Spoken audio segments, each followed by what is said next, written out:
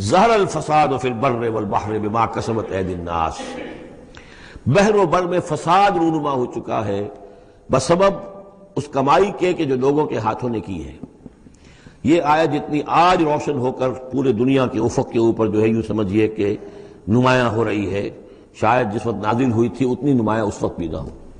اس لیے کہ اس وقت کی پوری دنیا کا کیا اندازہ تھا، لوگوں کو بہت کم اندازہ تھا، پوری دنیا کی وسعت کا اندازہ بھی نہیں تھا۔ آج جس طریقے سے فساد رونما ہو چکا ہے پوری زمین میں، اور جس طرح کے تصادم ہیں، جس طرح کے مقابلے ہو رہے ہیں، جس طرح کی بد امنیاں ہیں، جس طرح کے فسادات ہیں، تو ظاہر الفساد فی البر والبحر،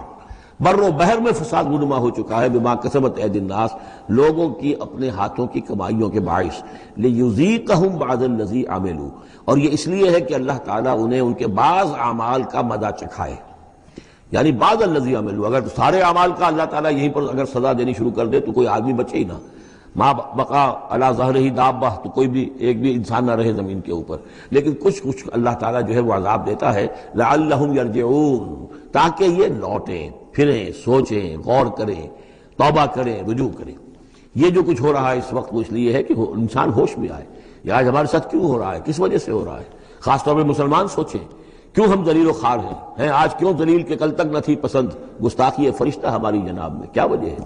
اے اللہ ہم سے تو وعدہ تیرا تھا انتم الاعلون ان کنتم صادقین، ان کنتم مؤمنین، تم ہی بلند سر بلند ہوگے اگر تم مومن ہوئے، ہمارا یہ حال کیوں ہے؟ اگر ہم یہ سوچیں گے تو نتیجے پر پہنچیں گے کہ اس لیے کہ ایمان نہیں ہے ہمارے پاس، یا دوسرا وجہ یہ ہے کہ ہم نے دین کے حصے بکھرے کر دیے ہیں۔ افتؤمنون ببعض الکتاب وتکفرون ببعض فما جزاء من يفعل ذلك منكم الا خزي في الحیاۃ الدنیا ویوم القیامۃ یردون الی اشد العذاب۔ تو جب آپ سوال کریں گے قرآن سے تو قرآن آپ کو جواب دے گا،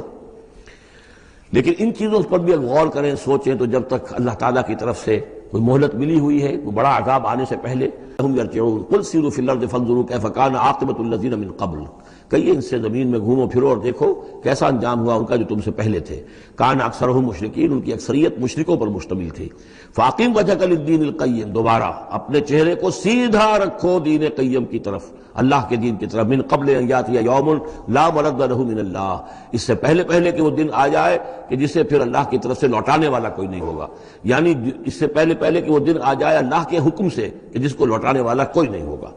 یومئذ یصدعون، اس دن یہ تقسیم ہو جائیں گے، پھٹ جائیں گے، علیحدہ ہو جائیں گے۔